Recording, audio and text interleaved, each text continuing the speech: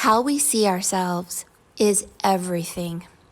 For those of us who do not have close family members, and maybe we feel rejected like on an island of our own, and we have self-worth issues, we can actually transform that into a very powerful attribute.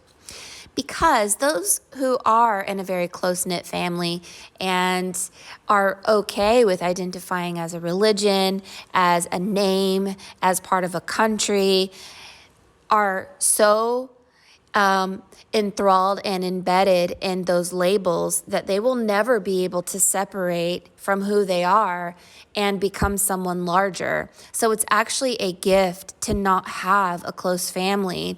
Harry Potter didn't have a mother and a father. Dorothy Gale didn't have a mother and a father.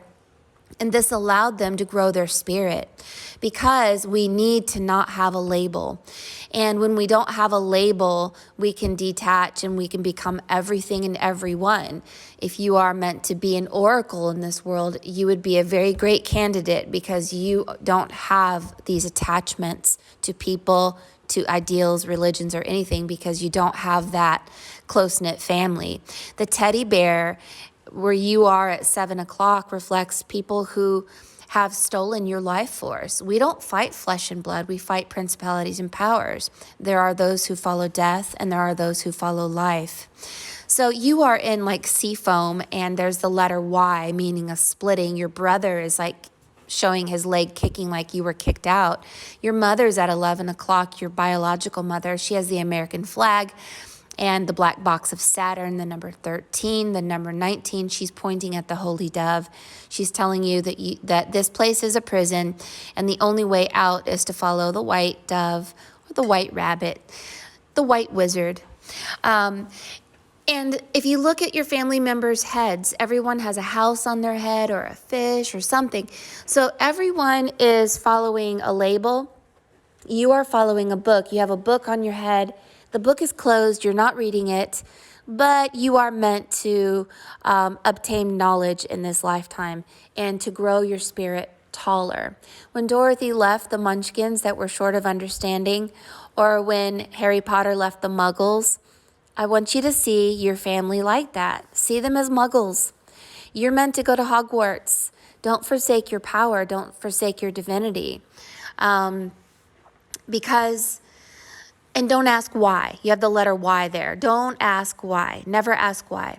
See yourself as being a goddess. See yourself in a castle. See yourself as being amazing and beautiful and gorgeous and so worthy. Mother yourself and father yourself with love.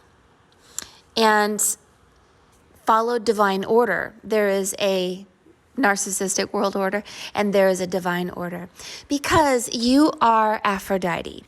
Now, there are other goddesses that are associated with the mirror, but you in particular are Aphrodite because Aphrodite had 2 mirrors, and these mirrors reflect the window to the soul. And the interpretation of the mirror is don't look in the mirror, but if you do, see the best. And don't stagnate or keep that image in a concrete form. Let it be fluid. Let it change. See yourself as an animal. See yourself as not just a human face. The mirror reflects secrets, and the mirror reflects inner light, inner enlightenment. The reflection in the mirror also shows the future, and your mirrors are looking at the future. There's a Christ inside a castle, and there's a dragon inside a castle. This reflects that if you see yourself as a Christ, you're going to be in the mansion of the image of Christ, but it keeps you in a prison. Notice that Christ looks like he's in a prison. If you see yourself as a dragon, you will be imprisoned in the image or the castle of the dragon. Do not permanate your image. Let it be fluid. Aphrodite is associated with Venus, and Venus is the goddess of love. You were married to the god of fire like a dragon. And Aphrodite was always known as smiling. There was a song called Smile Loving, and it was a poem.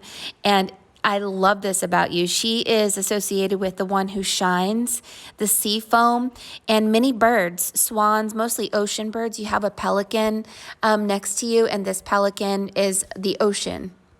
What I love about the art of seeing is that I can find things about gods or goddesses that aren't written in history. And according to your art of seeing, there's a female drinking from the Holy Grail, and there's a young male boy crying tears.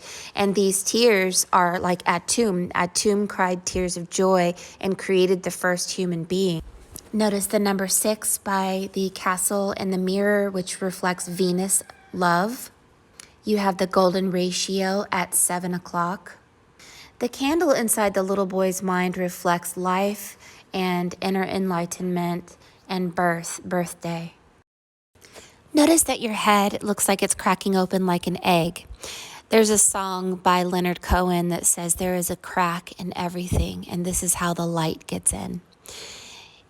Don Juan, one of my favorite shamans, said that we all look like a luminous egg in our energetic body, and that if we can crack it opens us up to truths outside of ourselves.